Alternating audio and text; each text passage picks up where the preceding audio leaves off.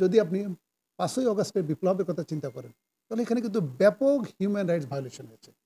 যদিও কম বেশি অনেকগুলো সরকারি প্রতিষ্ঠান এর সাথে ইনভলভ ছিল, রাজনীতিবিদরা ইনভলভ ছিল।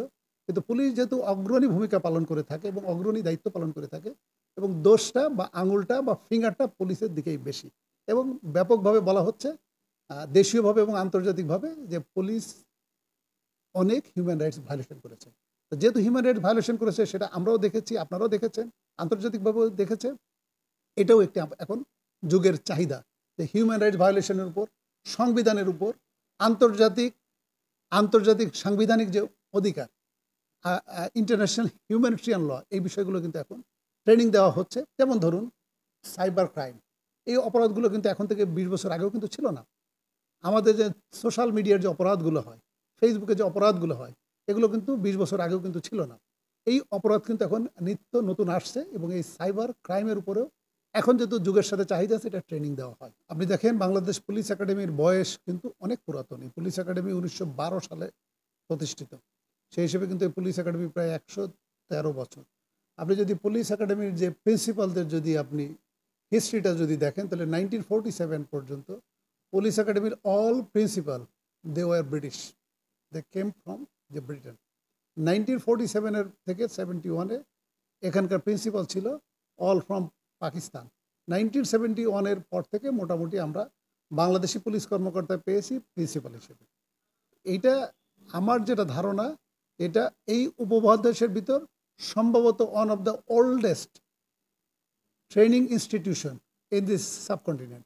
এবং 1912 থেকে যেহেতু এই প্রতিষ্ঠানটা হয়েছে, এখানে ভারত, পাকিস্তান, ওই যে বাংলাদেশ এবং ব্রিটেন থেকে যে সমস্ত পুলিশ কর্মকর্তারা আসতেন, তাদেরও ট্রেনিং এখানে হতো। আর আপনি যে ট্রেনিংয়ের কথা বললেন, ট্রেনিং তো একটা কন্টিনিউয়াস ডেভেলপমেন্ট প্রসেস। যুগের সাথে তাল মিলিয়ে অপরাধের ধরনও কিন্তু পাল্টে যায়। যেমন ধরুন সাইবার ক্রাইম, এই অপরাধগুলো কিন্তু এখন থেকে ২০ বছর আগেও কিন্তু ছিল না। আমাদের যে সোশ্যাল মিডিয়ার যে অপরাধগুলো হয়, ফেসবুকে যে অপরাধগুলো হয়, এগুলো কিন্তু ২০ বছর আগেও কিন্তু ছিল না। এই অপরাধ কিন্তু এখন নিত্য নতুন আসছে, এবং এই সাইবার ক্রাইমের উপরেও এখন যেহেতু যুগের সাথে চাহিদা আছে, এটা ট্রেনিং দেওয়া হয়।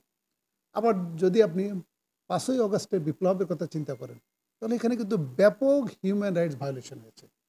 যদিও কম বেশি অনেকগুলো সরকারি প্রতিষ্ঠান এর সাথে ইনভলভ ছিল, রাজনীতিবিদরা ইনভলভ ছিল। কিন্তু পুলিশ যেহেতু অগ্রণী ভূমিকা পালন করে থাকে এবং অগ্রণী দায়িত্ব পালন করে থাকে, এবং দোষটা বা আঙুলটা বা ফিঙ্গারটা পুলিশের দিকেই বেশি। এবং ব্যাপকভাবে বলা হচ্ছে দেশীয়ভাবে এবং আন্তর্জাতিকভাবে যে পুলিশ অনেক হিউম্যান রাইটস ভায়োলেশন করেছে। তো যেহেতু হিউম্যান রাইটস ভায়োলেশন করেছে, সেটা আমরাও দেখেছি, আপনারাও দেখেছেন, আন্তর্জাতিকভাবেও দেখেছে।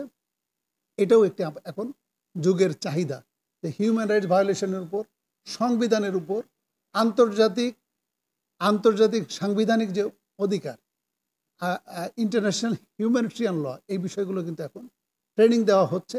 এবং আরেকটি বিষয় আপনি যেটা বললেন, যে ৫ই অগাস্টের যে বিপ্লবটি হয়েছে, এটি কি ইনএভিটেবল ছিল, অথবা এটাকে কি অ্যাভয়েড করা যেত কিনা? আমাদের পুলিশের গাফিলতিগুলো কী ছিল, আমাদের পুলিশের ত্রুটিগুলো কী ছিল, এগুলোও কিন্তু ব্যাখ্যা বিশ্লেষণ হচ্ছে, গবেষণা হচ্ছে, রিসার্চ হচ্ছে, যাতে এই ধরনের পুনরাবৃত্তি বাংলাদেশের মাটিতে যেন আর না হয়, এবং আমাদের পুলিশ কর্মকর্তা বা পুলিশ সদস্যদের দিয়ে এই ধরনের ঘটনা যাতে না হয়। আমাদের যে ইয়াং যে কর্মকর্তা, বিশেষ করে এএসপি, সাব ইন্সপেক্টর, কনস্টেবল, তাদের কিন্তু ভালোভাবে শেখানো হচ্ছে। আর আপনি যেমনটি বললেন, পুলিশ একাডেমি আমাদের একটি মাতৃ ইউনিট, এবং এটি একটি আতুর ঘর নামে পরিচিত। তার মানে আতুর ঘর থেকে একটা বাচ্চা যেভাবে শেখে, এখানে যে পুলিশ কর্মকর্তা, এসপি হোক আর সাব ইন্সপেক্টর, কনস্টেবল হোক, তাদেরকে আমরা চেষ্টা করি এই ট্রেনিংগুলো দেওয়ার জন্য, ভালো জিনিসগুলো শিক্ষা নেওয়ার জন্য। এবং এইটা যদি যুগের সাথে তাল মিলিয়ে আমরা যেভাবে ট্রেনিং দিচ্ছি, ইনশাল্লাহ hopefully you will get change. And আপনি ৫ই অগস্টের পরে দেখেন, ইনিশিয়ালি যে পুলিশ যে ডিসঅর্গানাইজ ছিল, এটা কিন্তু অনেকটা সিস্টেমে চলে এসেছে, নিয়মে চলে এসেছে, ইমপ্রুভ হচ্ছে।